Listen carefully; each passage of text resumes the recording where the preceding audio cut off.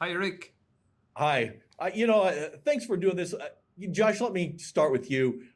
Giorgio, very specific character, has a kind of a specific vibe to him. I'm wondering from an acting standpoint, how do you make sure that you hit the right spot where, you show that exuberance, that like kind of lust for life he has, but not seem cartoonish? I think you actually nailed it, Rick. I think that I try to be as specific as possible. What is he actually feeling?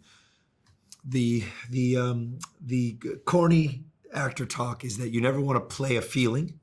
You want to play an action. What are you trying to get from your partner? So if you stay specific, then he can't be a cartoon because we're all big in life. We all are cartoons, right? So I just try to make sure I know what I'm thinking when I'm playing him. And it's usually just how much he loves Dusty. Like how much he loves Cass, how much he loves Nat, how much he loves his friends. When I'm busting on Sammy Forless's character, Jacob, he's very specific about these things. So you said it. Chris, Dusty, his journey over these two seasons is interesting.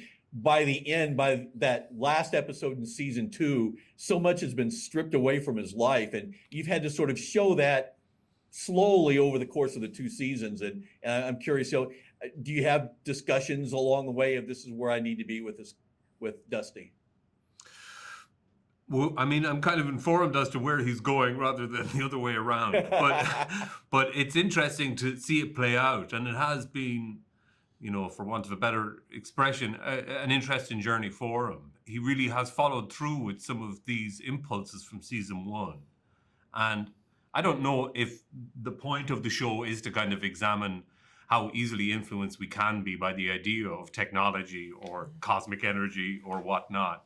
But he certainly is, whether he likes it or not. It's upended his whole life. So the person who was the most concrete to begin with is probably the one who becomes most shattered.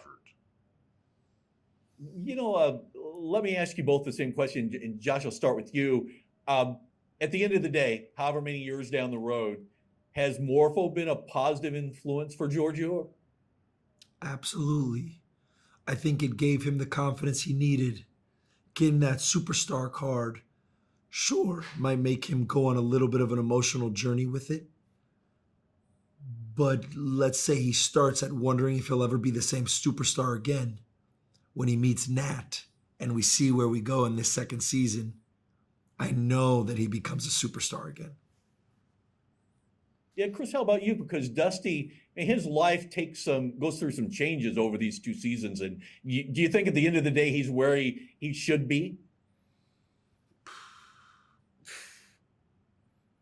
It's an interesting thing to watch even your own friends at this age go through these huge life changes and families falling apart and life career changes.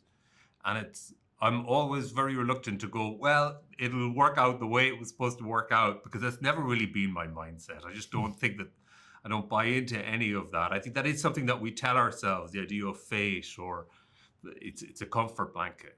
So I don't know if necessarily this is Dusty's truest potential, or if there is such a thing as full potential.